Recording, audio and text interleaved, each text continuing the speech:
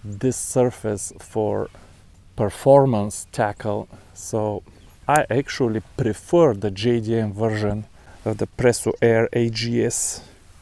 Alright, here we're down to 5 feet, even less than 5 feet.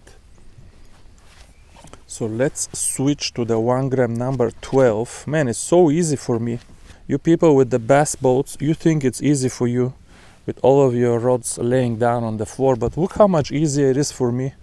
I turn around, put it here, turn around, grab the other one.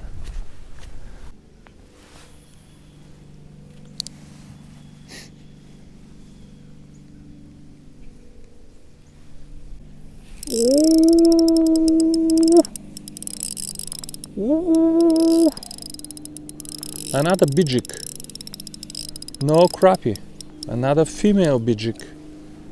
Where is all of the big males, folks? Where are they all? I don't know. They're good size though. They're good size.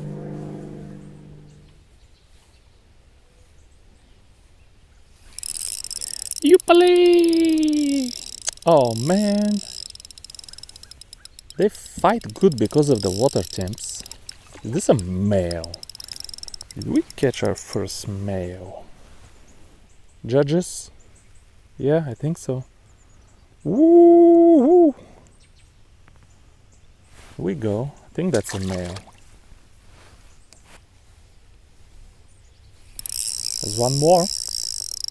Come on, bluegill again. Might be the first crappie, no? No, you're running too much. Look at this slow taper, mucho elegante.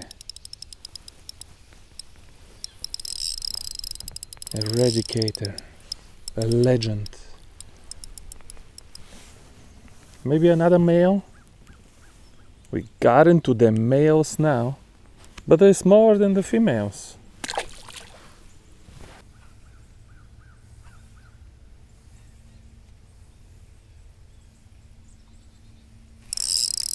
Fishy! Fishy, fishy, fishy. Same thing what happened to all of the dinky crappie. I promise you this lake has dinky crappie. They ain't no monsters, but 8 and 9 inchers, come on bro. They here somewhere, but that's all we catching today. No, I have to admit, it's kind of alright, because all of the bluegill, they are good. Was fishing a Tennessee River the other day, found some fish by some weeds on the bank. They were thick there. All I was catching by the weeds in the bank there was like 4, 5 and 6 inch bluegill. 4, 5, 6 inch bluegill is a little bit, just falls a little bit short for my tastes. Oops, a gentleman is coming to fish here. Don't tell Realistic Fishing that I was fishing close to the dock. He gets mad.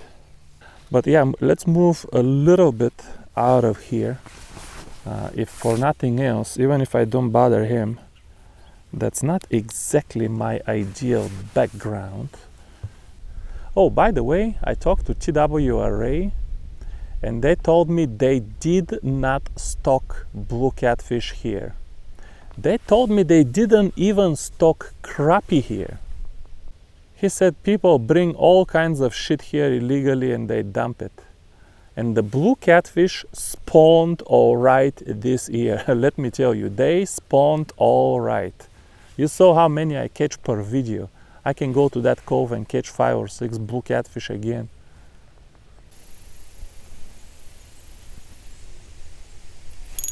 Fishy! Okay. We're gonna keep working the bank bite here. But I might give up on the bank bite, folks. I wanna catch a few crappie, and them crappie is just not on the bank right now. What do we got here? Is this a nice male bluegill or a baby basic? That is a nice male bluegill.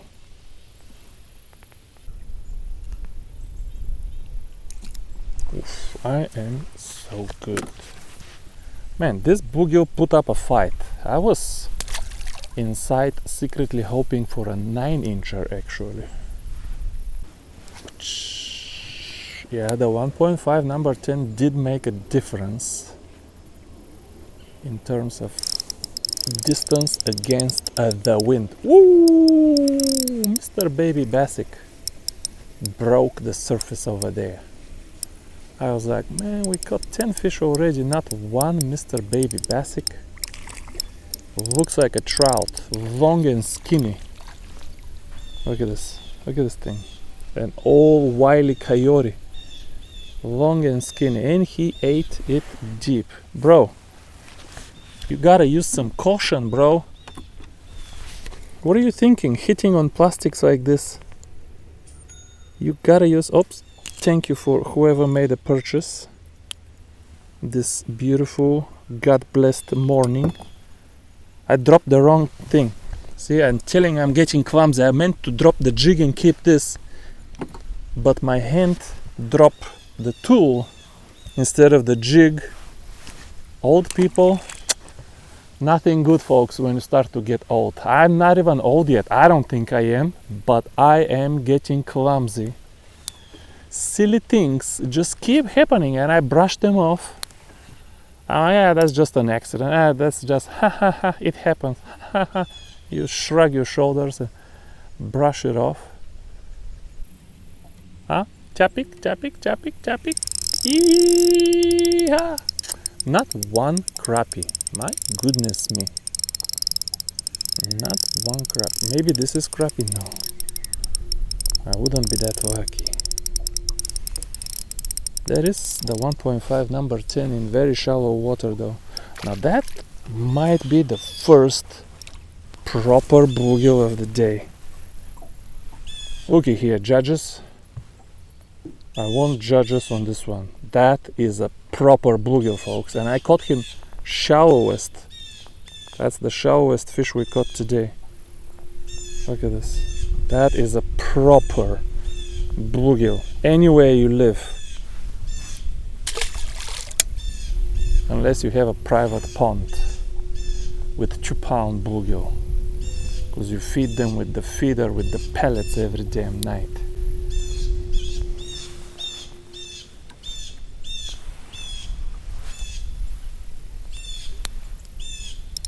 This bird sounds a little distressed. Did somebody eat your eggs? What happened? She sounds distressed. That's not a mating signal.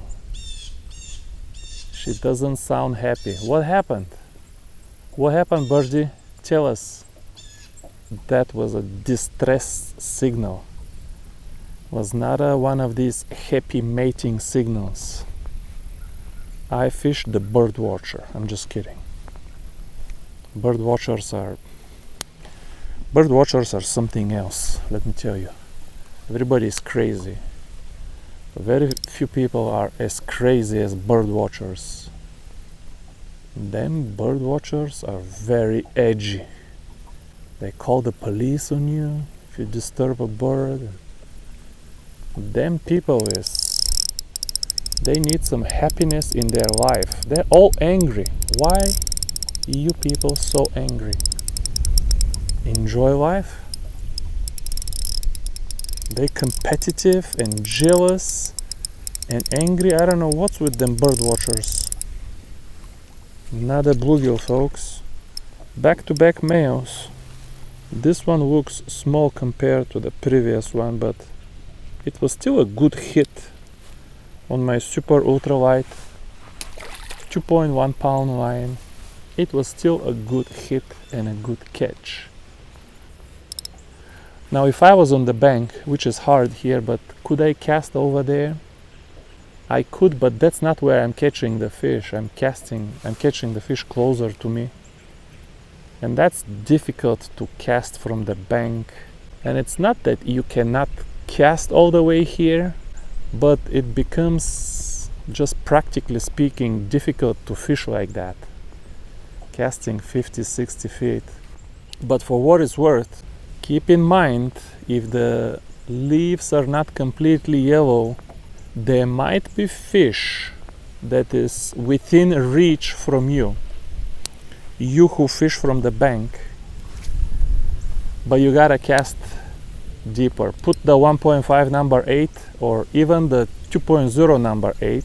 Put a small swim bait and just bomb it as far as you can.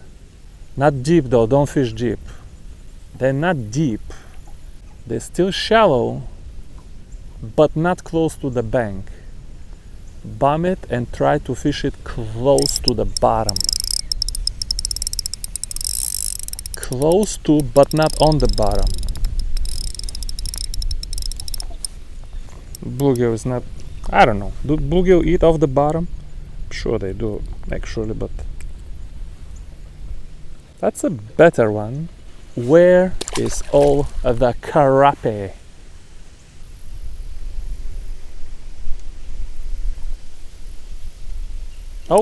Oh, he hit it. Oh, look at him now. Ooh, palais. 1.5 number 10 though, in the wind. I wanted to use a lighter jig. That's a mama bluegill. Come here, mama. Let me remove this from your mouth. Let me remove this from your... Good bluegill. Is it really female? You don't want to offend nobody today. Well, my battery died. Everything keeps dying, folks, when you do these videos. You have to plan to lose some money on camera equipment, but just don't want to throw the old thing on the garbage. Oi now, oi. He had to wait for a second and now he feels like nothing. How did you pull so hard in the first 2 seconds, buddy? That is a decent male. You know what, folks? I'm gonna end this video with this guy because I just don't feel if I stay here another 2 hours anything else will happen, and it's getting monotonous. I don't even know what else to say to kill time so it's not boring for you guys to watch. Do you, tell me honestly, do you have the feel that if I stay here another hour I'll catch anything else? I'll probably catch another 25 bluegill of exactly the same size and maybe 1 or 2 baby bassics. But as always, I'm gonna leave you with a screenshot of the last rig we used. 6'2" super ultralight Beleza UX Luvias STSF, 2.1 pound polyester line, 1.5 number 10 BG1 jig. Absolute pleasure to fish with. Thank you guys for watching another one, and I'll see you soon. Bye bye. I will go now and do deep water fishing or something else. I don't know, I'm gonna try to catch some crappie. Call me greedy, but I don't wanna waste my whole day doing the same thing. One more time, thanks for watching. See you soon. Bye bye, folks.